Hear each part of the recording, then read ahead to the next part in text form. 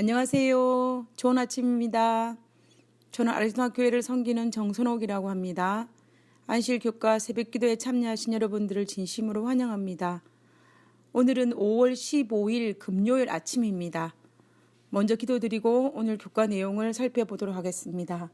기도하겠습니다. 하늘에 계신 저희들의 아버지 감사합니다. 또다시 안식일을 맞이할 수 있는 예비일을 허락하여 주심을 감사합니다.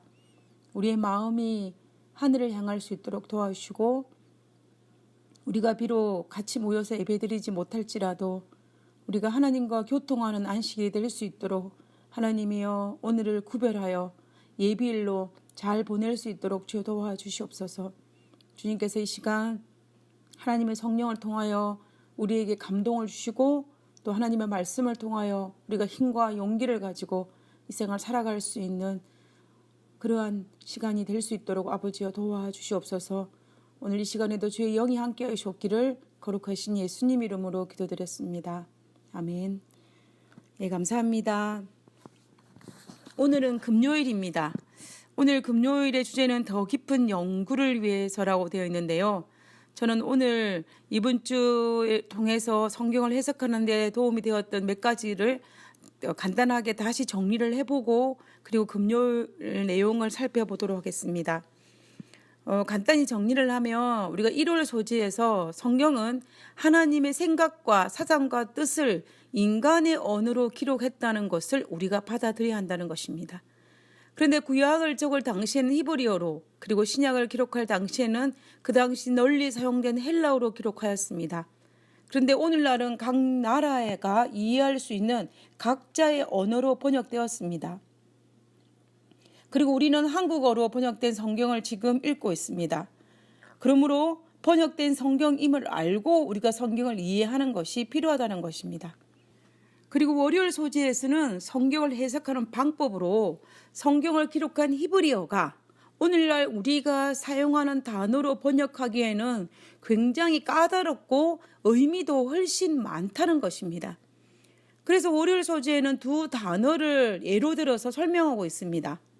하나님의 사랑과 또 인자, 자비, 인애로 번역되어진 히브리어 헤세드와 그리고 오늘날 온전함, 완전함, 안녕, 평화로 번역되어진 이 살롬이란 단어였습니다. 우리는 이 두 단어의 예를 통해서 알 수 있는 것처럼 성경에 원래 기록된 그 히브리어 단어가 오늘날 우리가 번역되어진 그 단어의 뜻보다 훨씬 더 깊고 넓은 의미가 있다는 것을 알게 되었습니다. 그리고 화요일 소지에서는 성경에서 우리가 무엇인가를 강조할 때 똑같은 단어를 반복하거나 동일한 패턴을 사용함으로 말미암아 그 강조하는 것을 보게 되었는데요. 그리고 특별히 하나님의 특별한 속성, 하나님의 속성에 대해서는 3번 반복하는 것을 우리가 알 수 있습니다. 하나님께서 이 3번 반복함을 통하여서 우리가 절대로 잊지 말고 또 오랫도록 기억하고 각인시키고자 하였던 하나님의 마음을 알 수 있었습니다. 그것으로 예를 들었던 것이 뭐냐면 창조주의 속성을 나타낸 창조하다와 또 하나님의 거룩한 속성을 강조하기 위한 이 거룩하다를 3번 반복하였던 것을 우리는 성경에 나타난 예를 통하여 살펴보았습니다. 그 다음에 수요일 소지에서는 성경을 해석하는 데 있어서 전체의 문맥과 맥락을 통해서 성경을 이해해야 한다는 것입니다. 왜냐하면 성경에서 같은 히브리어가 본문에 따라서 다르게 번역될 수 있기 때문에 우리는 전체적인 맥락을 통해서 성경을 살펴보아야 한다라고 우리가 살펴보았습니다.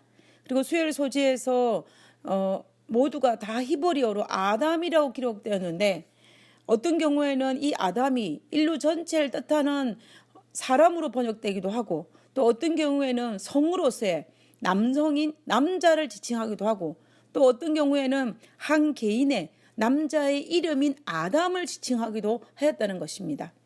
그리고 어떤 경우에는 예수님을 지칭하기도 하였습니다. 그러므로 성경은 전체 맥락을 통해서 이해하고 해석하는 것이 올바른 방법이라는 것입니다. 목요일 소지에서는 성경 66권의 전체 주제는 하나님께서 인류를 사랑하시고 구원하신다는 복음이었습니다. 그리고 이 큰 주제 아래에서 각 책, 66권의 각 책은 각자마다 특별한 기별이 있다는 것입니다. 그래서 66권의 책을 읽을 때마다 그 각 책의 기별과 또 저자와 기록 배경과 연대와 이런 모든 것들을 전체적으로 파악하여서 그 기별을 받아들이는 것이 우리가 성경을 해석하는데 굉장히 유익할 뿐만 아니라 엉뚱한 방향으로 나아가지 않을 수 있는 비결이었습니다. 자, 우리 지금까지는 우리가 목요일까지 살펴보았던 성경을 해석하는 방법의 어떤 방법론적인 것을 살펴보았다면요. 금요일 소지에서는 지금 각시대쟁투의 한 본문을 인용함을 통하여서 우리가 성경을 연구하는데 절대로 빠뜨려서는 안 되는 두 가지를 첨부하고 있습니다. 이 부분은 사실 성경을 해석하는 데 있어서 가장 중요하고 기본이 되는 부분입니다. 그것은 먼저 결론부터 말씀드리면 첫째는 성경은 성경으로 해석해야 한다는 것입니다. 그리고 두 번째는 성령의 감동을 받아서 성경을 해석해야 한다는 것입니다. 이 두 가지를 각시대쟁투의 어떤 본문을 통하여서 지금 금요일 소지에서 이야기를 하고 있는데요. 그 부분을 저는 이 각시대쟁투의 본문을 읽으면서 한번 살펴보기로 합니다. 의회 앞에 선 루터라는 부분입니다. 제가 읽도록 하겠습니다. 하나님께서 당신의 말씀을 통하여 구원에 필요한 지식을 인간에게 위탁하셨다. 당신의 말씀은 여기서 성경을 지칭하는 것이죠. 우리는 성경을 하나님의 뜻에 대한 권위 있고 확실한 계시로 받아들여야 한다. 성경은 품성의 표준이요, 교리의 계시자요, 경험의 시금석이다. 지금 이 대쟁투에 있는 이 본문의 말씀이 말하고 싶은 것은 뭐냐면 성경을 해석하는 데 있어서 성경은 성경으로 해석해야 한다는 원칙을 설명하고 있는 부분입니다.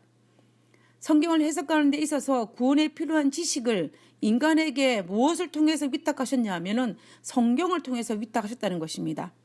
즉 성경에 나타난 구원에 필요한 지식을 얻기 위해서 하나님께서는 우리에게 성경을 주셨다는 것입니다. 그리고 성경은 하나님의 뜻에 대한 권위와 확실한 계시가 있기 때문에 성경을 해석하는데 가장 큰 도움이 된다는 것입니다. 그리고 성경은 자체가 품성의 표준을 제시하고 교리를 기록하고 경험의 시금석이기 때문에 성경을 이해하는데 가장 큰 도움이 되는 것은 바로 성경 자체라는 것입니다. 그러므로 성경은 성경으로 해석해야 하고 성경을 해석하는데 가장 큰 도움은 성경 자체라고 지금 이야기하고 있는 것입니다. 우리가 신약을 바로 이해하기 위해서는 반드시 구약이 필요합니다. 그리고 구약을 이해하기 위해서는 또한 신약이 필요합니다. 만약에 구약이 없다면 신약에 등장하는 예수님을 우리가 예수님을 메시아로 받아들일 수 있을까요? 저는 아마도 만약에 구약이 없다면 많은 영적 혼란을 다시 겪고 제 내면의 영적 전쟁을 다시 치료할 것만 같습니다. 그러나 우리에게는 구약에 예언되어진 메시아에 대한 예언과 표상과 여러 가지 것들이 있기 때문에 그 예언에 맞는 분이 바로 예수님 당시에 수많은 예수라는 이름을 가진 사람이 있었지만 그 사람이 아닌 나사렛 예수님이 우리의 메시아가 될 수 있음을 우리가 아는 것입니다. 예수님께서 십자가에 돌아가시고 난 이후에 예수님의 장례를 담당한 니고데모와 아리마대 요셉을 기억하실 것입니다. 그들은 예수님이 살아계실 때는 예수님을 메시아로 인정하지 않았습니다. 그러나 그들은 구약에 약속되어진 메시아에 대한 모든 예언들을 열심히 연구하고 그리고 나사렛 예수님의 생애와 또 그분이 십자가에 돌아가시는 모든 과정을 살펴보고 난 이후에 그 예언되어진 그 예수님이 나사렛 예수님인 것을 알고 메시아로 받아들인 것을 우리가 알 수 있습니다. 왜냐하면 예수님은 구약의 예언대로 오셔서 구약의 예언대로 사시고 구약의 예언대로 돌아가셨기 때문입니다. 그래서 비록 그들은 자신이 가졌던 명예와 재물을 다 잃는다고 할지라도 예수님의 장례를 담당하고자 했던 이유입니다. 왜냐하면 그분은 구약에 약속된 메시아였기 때문입니다. 그리고 저는 개인적으로 특별히 요한계시록을 해석하는 데 있어서 도움을 가장 많이 주는 것이 구약이라고 생각합니다. 요한계시록의 저자였던 요한은 요한계시록을 기록할 때에 세 가지를 가지고 요한계시록 기록합니다. 첫째는 뭐냐면 자기가 계시를 통하여 본 그 계시와, 그리고 예수님과 나누었던 경험, 그리고 어릴 때부터 읽었던 구약 성경, 이 세 가지를 가지고 언어와 단어와 모든 걸 선택하여서 요한계시록을 기록합니다. 그러므로 요한계시록의 단어들과 의미들은 구약에 있는 성경 말씀을 가져온 것이 굉장히 많이 있습니다. 그렇기 때문에 요한계시록을 바로 이해하기 위해서는 구약을 살펴보지 않고서는 우리가 요한계시록을 알 수가 없습니다. 그러므로 성경을 해석하는데 성경은 배제할 수 없다는 것입니다. 성경 해석에 도움을 주는 여러 가지 중에서 성경은 서로를 해석하고 서로를 도움을 주고 또 이해하게 하고 또 좀 더 넓은 의미의 모든 것들이 연결되어져 있는 것을 우리가 알 수가 있는 것입니다. 자, 그 다음에는요, 우리 금요일 소지에서 제시하고 있는 두 번째 방법인 해석 방법을 이제 소개하기를 원하는데요. 그것은 바로 무엇이냐면 성령의 도움을 받아서 성경을 해석해야 한다는 것입니다. 이 부분도 교과책에 나와 있는 각 시대 대정토의 부분을 살펴보면서 알아보도록 하겠습니다. 중간 부분부터입니다. 그러나 하나님께서 그분의 말씀을 통하여 당신의 뜻을 사람들에게 계시해 주신 사실이 성령의 끊임없는 임재와 지도를 불필요하게 하지는 않았다. 성령의 임재와 지도가 필요했다는 말입니다. 오히려 우리의 구주께서는 성령을 허락하신 것은 그분의 종들에게 말씀을 바로 이해시켜 주고 그 교훈을 밝히 알고 실행하게 해주기 위함이었다. 그리고 성경은 하나님의 성령의 감동으로 된 것이므로 성령의 교훈이 성경의 교훈과 반대될 수는 없다. 각시대 대정토에 있는 말씀입니다. 그러므로 우리는 성경 해석하는 데 있어서 우리가 배운 여러 가지 사전과 주석을 통하여서 또 저자와 시대의 배경과 역사적 배경, 원어 등에 대한 도움을 받을 수 있는 것도 중요하지만 그보다 더 중요한 것은 바로 성경의 원저자이신 하나님의 도우심, 곧 성령의 도우심이 필요하다는 것입니다. 그러므로 우리가 성경을 연구할 때 기도하고 하나님의 성령의 도우심을 구하고 난 이후에 성경을 해석하는 것이 참으로 중요하다는 사실입니다.